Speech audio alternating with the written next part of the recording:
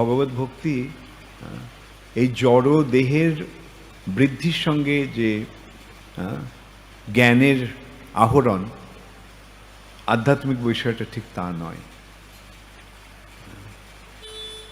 যে আমরা দেখতে পাই শঙ্করাচার্য 8 বছর বয়সে সন্ন্যাস নিয়ে নিলেন, যমুনাচার্য এরকম 8-9 বছর বয়সে তো ওখানকার সবচেয়ে বড় পণ্ডিতকে হারিয়ে দিলেন। আচ্ছা, ও ঘুমিয়ে পড়েছে, তুলে দাও তো। যেখানে ভাগবত কথা হয় সেখানে নিদ্রা দেবের আগমন হয়।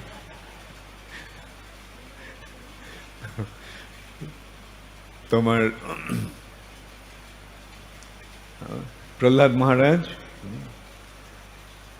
এরকম আমরা দেখতে পাই। যমুনাচার্যের কথা বলছিলাম, যমুনাচার্যের কথা শুনবে না? এখন বলবো না পরে বলবো? এখনই বলবো, ঠিক আছে? এসে যখন গেছে, যমুনাচার্যের বয়স তখন 8 বছর, গুরুর আশ্রমে সে শিক্ষা অর্জন করছে। তো সেই সময় সেখানে এক রাজপণ্ডিত, রাজার সভা পণ্ডিত, রাজপণ্ডিত, সে অন্য সমস্ত পণ্ডিতদেরকে হারিয়ে দিয়ে সে তাদের থেকে কর সংগ্রহ করত। সেই সময় এরকম একটা প্রথা ছিল, তুমি যে হেরে গেছো সুতরাং আমাকে কর দেবে। তো সেই, ওর নাম কোলাহল। সে কোলাহল, কোলাহলের অনুচর এসছে যমুনাচার্যের গুরুর আশ্রমে। গুরু ছিল না।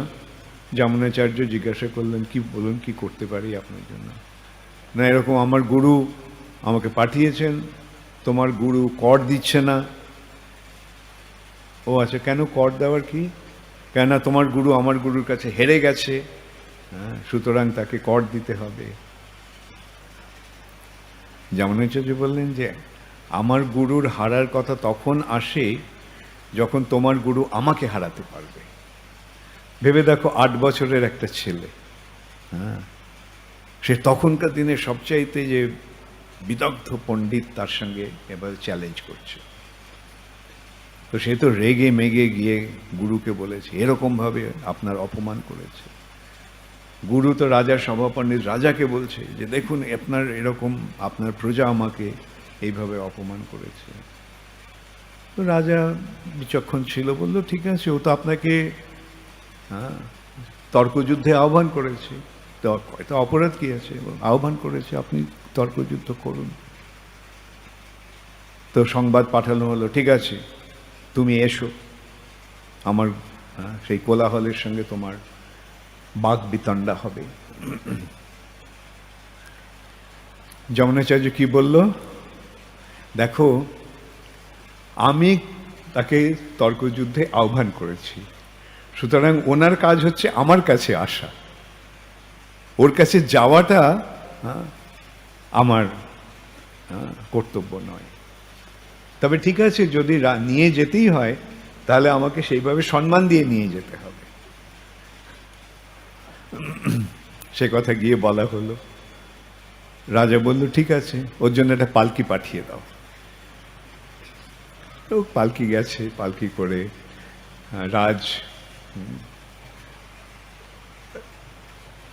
রাজার অতিথি রূপে এসেছে। তখন রাজা আর রানী বারান্দায় দাঁড়িয়ে দেখছে, ওই ছেলেটা অপূর্ব সুন্দর একটা ছোট্ট ছেলে, তার সারা শরীর থেকে যেন দিব্য জ্যোতি বেরোচ্ছে। রানী বললে, এবার তোমার এই কোলাহল উপযুক্ত প্রতিদ্বন্দ্বীকে পেয়েছে, ওর কাছে এবার ওকে নাস্তানাবুদ হতে হবে। রাজা বলছে, রানী তুমি কি বলছো? এই একটা ছোট্ট 8 বছরের শিশু, সে কি কোলাহলের মতো এত বড় পণ্ডিত কি কখনো হারাতে পারে? রানী বলল যে একটা ছোট্ট আগুন যেমন তুলোর রাশিকে জ্বালিয়ে দিতে পারে, এই ছোট্ট শিশুটি তোমার এই কোলাহলকে ওইভাবে ইয়ে করবে, পরাজিত করবে। রাজা বলছে, দেখো কেন তুমি এরকম কথা বলছো, কখনো সম্ভব? রানী বলল, ঠিক আছে, যদি ও হারাতে না পারে তাহলে আমি তোমার দাসীর দাসী হয়ে থাকব। রাজা বললে, এত বড় একটা ইয়ে করলে, তুমি প্রতিজ্ঞা করলে, ঠিক আছে, এটারও একটা আমি ইয়ে দেব, উপযুক্ত ইয়ে দেব। সেটা হচ্ছে, ও যদি কোলাহলকে হারাতে পারে তাহলে আমি আমার রাজ্যের অর্ধভাগ ওকে দিয়ে দেব।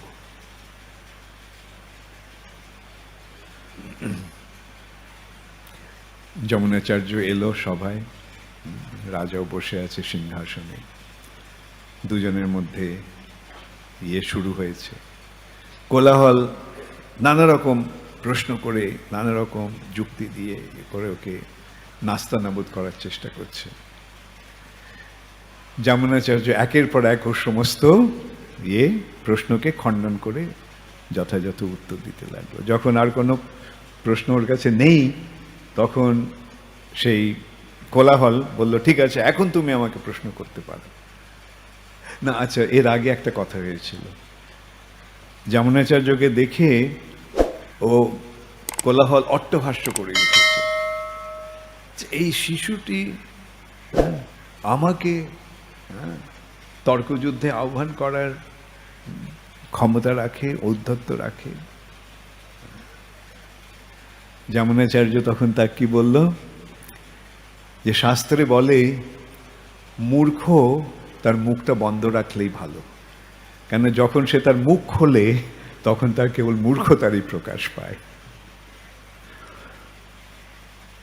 বলল যে জ্ঞান যদি বয়সের ওপরে নির্ভরশীল হতো, তাহলে এই যে গাছটা কয়েকশো বছর ধরে এখানে দাঁড়িয়ে আছে, এই গাছটা সবচেয়ে বড় পণ্ডিত হতো।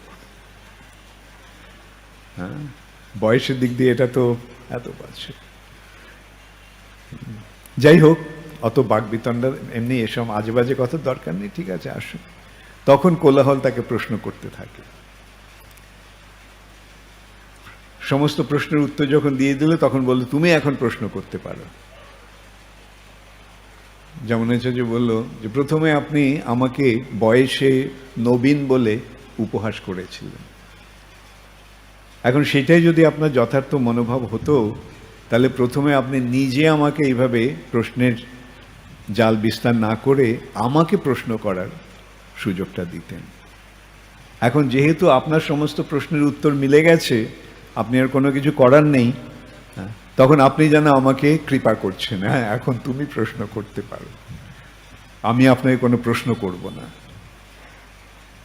প্রশ্ন করবে না? না, প্রশ্ন করব না।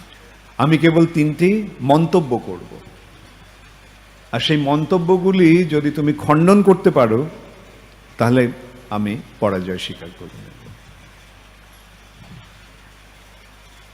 কি মন্তব্য? তোমার মা বন্ধা। না, প্রশ্ন করেছে তোমার মা বন্ধা নয়। বুঝতে পারলে? বন্ধা মানে যে সন্তান প্রসব করতে পারে না। তোমার মা বন্ধা নয়, তাহলে কি বলতে হবে? এটাকে খণ্ডন করতে হলে আমার মা বন্ধা। চুপ করে গেছে। রাজা মহাপুণ্যবান,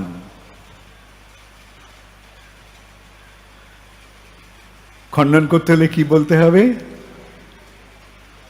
রাজা পাপী।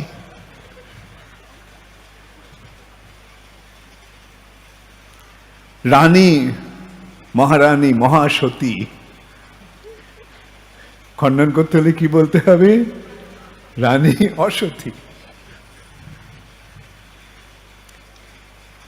সে উত্তর না দিতে পেরে সে একেবারে অগ্নিশর্মা হয়েছে, এরকম কিভাবে বলা সম্ভব, আমি কিভাবে ইয়ে করতে পারি।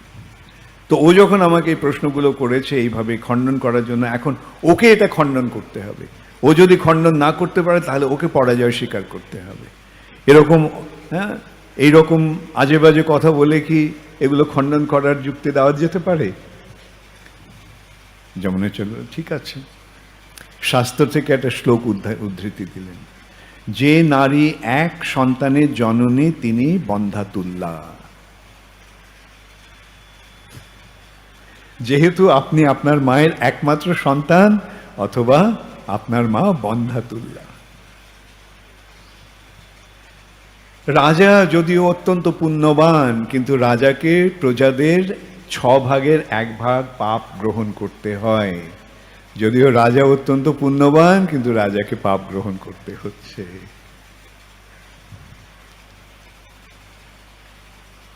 আর রানীর ব্যাপারে অসতী বলেনি, রানীকে বলেছিল দ্বিচারিণী। হ্যাঁ, দ্বিচারিণী মানে মানে রানী দ্বিচারিণী নয়, মানে দ্বিচারিণী মানে অন্য পুরুষের সঙ্গ যে করে, যে বিবাহিতা স্ত্রী অন্য পুরুষের সঙ্গ করে তাকে বলা হয় দ্বিচারিণী। হ্যাঁ, রানী অত্যন্ত পুণ্যবতী, সতীত্বের প্রতীক। কিন্তু রাজা যেহেতু সমস্ত দেবতাদের প্রতীক, সমস্ত দেবতা যেহেতু রাজার শরীরে আছে, তাই রাজার সঙ্গে যখন রানীর বিবাহ হয়েছিল তখন সমস্ত দেবতাদের সঙ্গেও তার বিবাহ হয়ে গেছে। অতএব এইভাবে যমুনাচার্য 8 বছরের একটা ছেলে, 8 বছরের একটা শিশু, এইভাবে মহাপণ্ডিত এই কোলাহলকে পরাস্ত করেছিল। রাজা তখন জিজ্ঞাসা করলো, এখন তুমি যেহেতু কোলাহল পরাজিত হয়েছে, তুমি ওকে এখন যে কোনো দণ্ড দিতে পারো। যমুনাচার্য বলল, ওকে দণ্ড দেওয়ার প্রয়োজন নেই, ওর এই রাজ্য থেকে নির্বাসন দিয়ে দেন, ওই আপনারা এই রাজ্যে থাকবে না, ওকে ওইখান থেকে চলে যেতে হবে। এই সূত্রে যমুনাচার্য রাজা হয়েছিলেন। কেমন লাগলো? হ্যাঁ, তাহলে কি বোঝা গেল? এই যে দিব্য জ্ঞান, সেটা আমাদের সব সময় সঙ্গে থাকবে। যেই জ্ঞানটা আমরা অর্জন করছি সব সময় আমাদের সঙ্গে থাকবে, যখন পরবর্তী জীবনেও এটা আমাদের সঙ্গে থাকবে। তবে যখন কেবল ভক্তির সূত্রপাত হবে তখনই এই জ্ঞানটি প্রকাশ পাবে। তাই জন্য দেখা যায় অনেকে এই পথে আসার সঙ্গে সঙ্গে আমরা দেখতে পাই তারা অনেক অগ্রসর হয়ে গেছে, তাই না? দেখা যায় না অনেক ভক্ত দেখেই মনে হয়, আসা মাত্রই মনে হয়, আরে কি অ্যাডভান্সড ডিভোটি। তাহলে কি বুঝতে হবে? তারা পূর্বজন্মের থেকেই তাদের সংস্কার রূপে এটা নিয়ে আসছে।